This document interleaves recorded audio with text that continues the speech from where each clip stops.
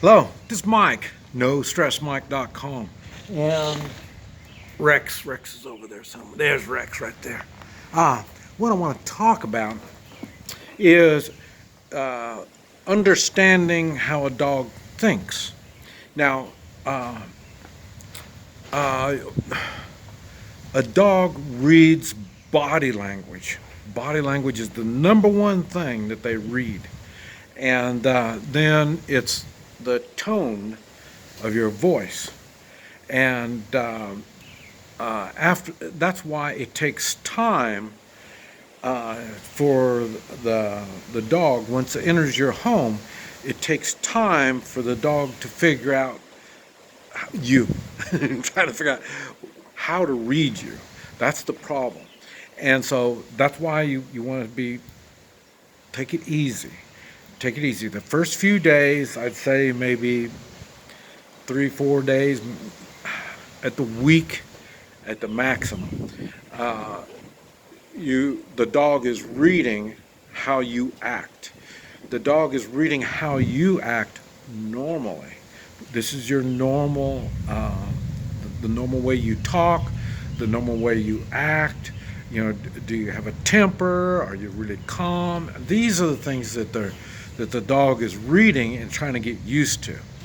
And he uses the same thing when other people come around. So in other words, when you see a dog, you you just kind of you act normal. You don't get aggressive, don't get loud, don't get nasty, and then that's because the dog is reading that. Now, uh, so what you do, uh, so when you first get your dog, let's get some time for it to relax. Don't do the baby talk.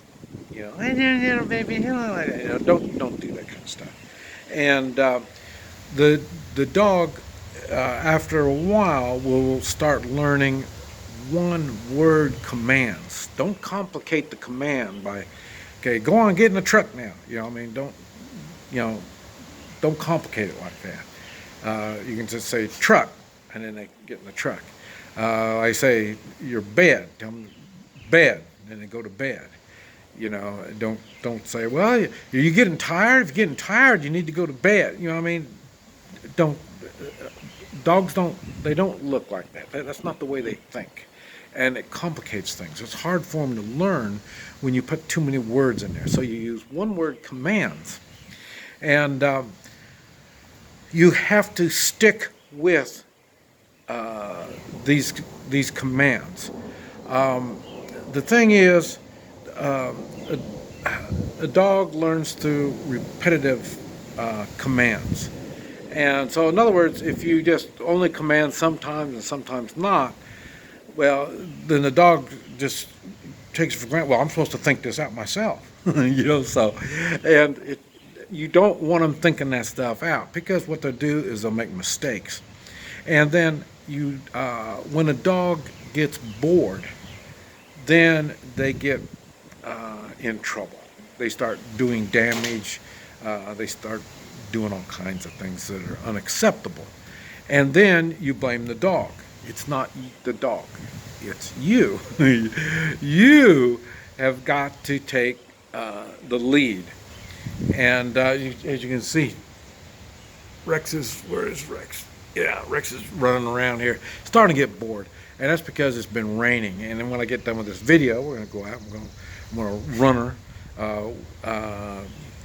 The good thing is somebody already taught her fetch, so that made it real easy. I was able to get the tennis ball with the handle, and you throw the ball out there.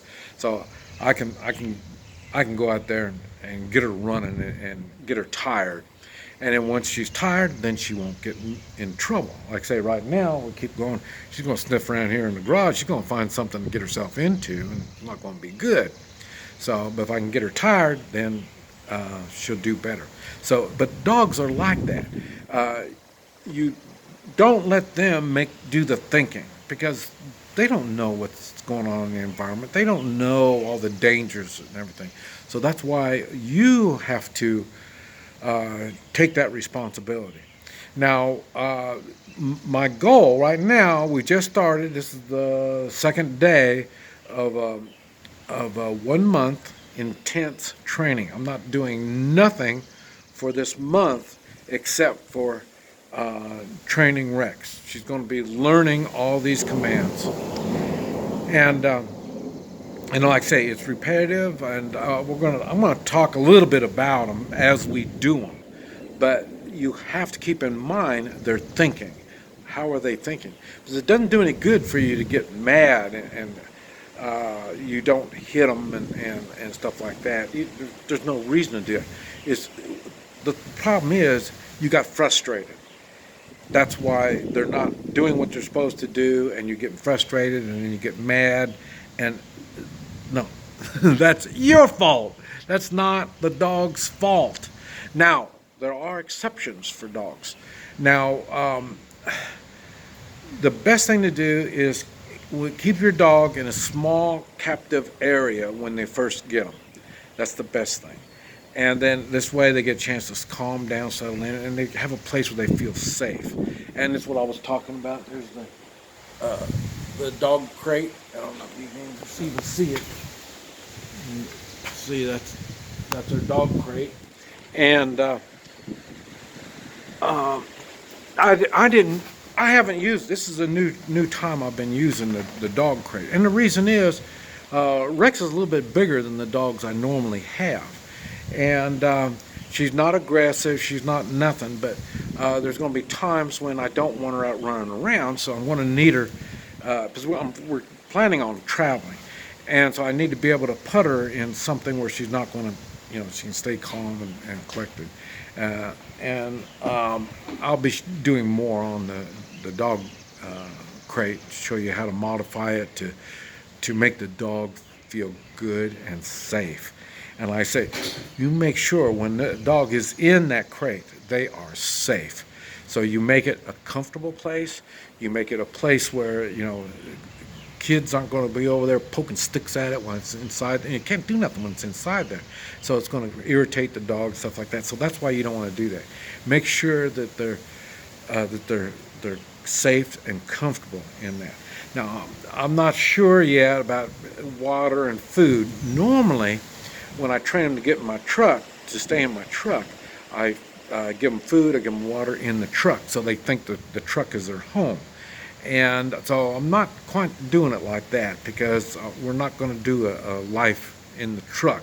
There will be times when we'll be in a truck. I might have to get a truck one of these days too. But so the dog crate is very important to make them feel safe.